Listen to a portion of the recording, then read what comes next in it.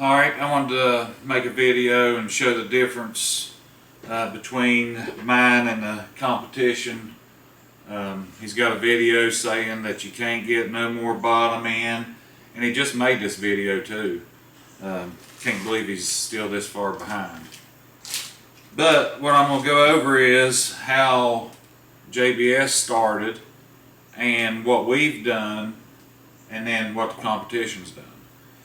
When we started originally, Hunterworks had his sheave, and he milled this lip right here down for top end and left a real sharp lip right here, and then milled it for the weights, and then he gave everybody a shim plus the milling. What the belt did, it come down and then cocked on this lip right here, and it would tear up all the belts.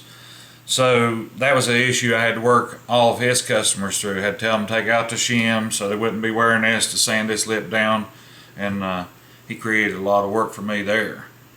And then on our 660, we came into it in 2010, I think, 6 years after sheaves have been made.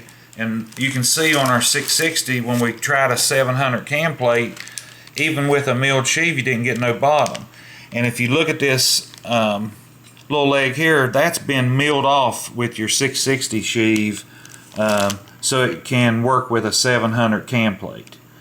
And we was the first ones to not cut the webbing out. We keep real close tabs on the webbing there and keep all of it strong. And we had a quality sheave in our original sheave, and Hunterworks had belt burners, really. And so now he's made this video, and we're going to watch some of it. I'm not going to show it all, but I'm going to pick out a few points on it and let you guys watch the video until he deletes it. But here he is calling me out right here.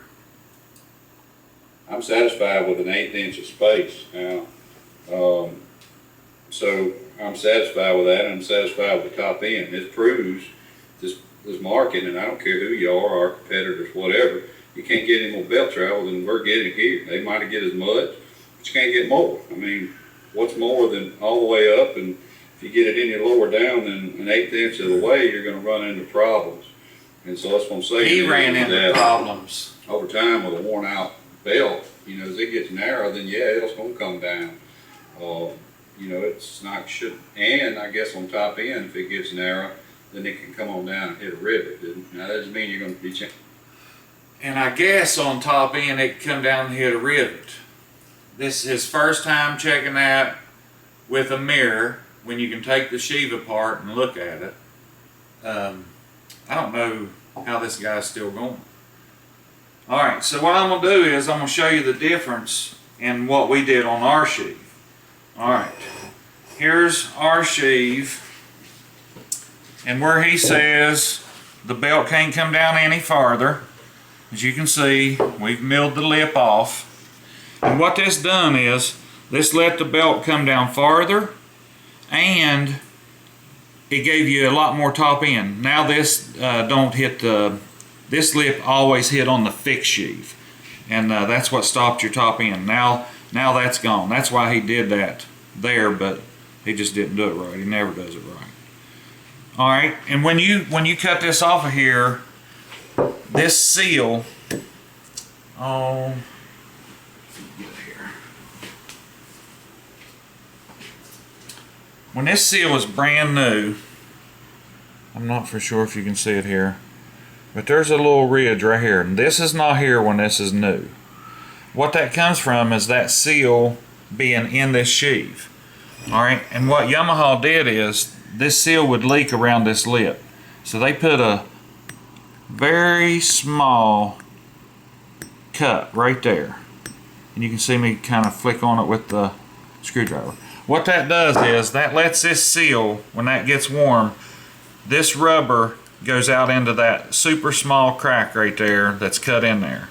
Alright, on our sheave, we didn't do no marker test. We took it out and we tested, and when we first seen that this seal was leaking just very little, we went back, pulled it out, started looking, and we found that lip. We put that lip in ours, and then we run it again, no leak.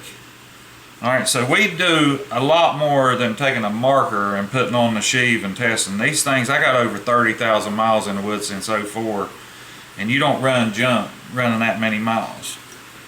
And another thing is our original sheave was always cut to where this is a 700 cage. Here's your sheave, you got your cover and your screws, and what would happen is if you milled a sheave and then run a shim, which ours you couldn't run a shim if you wanted to, the screws you could run one greaseless but not with the grease cover. The screws would hit the inside of this cage right here if you milled it any farther. So our sheave brought it all the way as far as you was going to get, move that sheave out without hitting the cage. So when the Viking came out, while Hunterworks was sitting in his office drinking coffee, we was taking the new parts and comparing. And I've been running this stuff in my Rhino for over a year. And what we found was, if you look, this one sinks in here, this one has a bevel. Same way for here. If you look down in here, it's not near as deep here as it is here. So what they did is they moved all this out 2 millimeters on the Viking to give it more top speed and to move it out for more bottom end, to gain some of the bottom end back. So that's when we started creating the extreme kit, because then we had a cage that we can move a sheave farther out on a Rhino and a Grizzly, and we moved the lip so the belt can actually move down, and it keeps better belt tension. When this don't go down and hit against this lip, it can pull it tighter in the secondary. It has better belt tension, even on if you're not running the cage. If you get one of those sheaves and not running the shim, you still get better belt tension. And so that gave us a way to get more bottom end. And then we gained a lot by milling off the lip for top end also. So we did this almost 2 years ago now, and he's making a video now after we've been doing this for 2 years saying you can't get more bottom end. So if you want to buy from a company that's way ahead of the other one, better go to JBS Performance and HotRodForums.net. If you're a member of HotRodForums.net and you're an active member, you get a discount. Trying to get that where all my info's there, and you don't have to go to another forum to actually learn facts and see what really works. Now he uses a stock belt, which that's what we always recommended, so he had to go back and do that. Then he says he don't know why there's so many arguments, and he wants to get on there and show why his is better and can't get it. Well, this ain't no argument. Right here it is.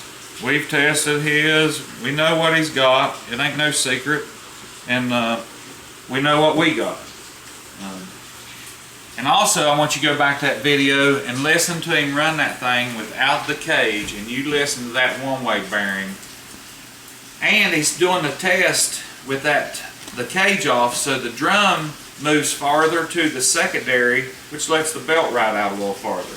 So he's not even actually getting a true test even with these markers. But here it is. If you want JBS, you want the best and tested, not couch tested, call us up. We got what you need. Thanks.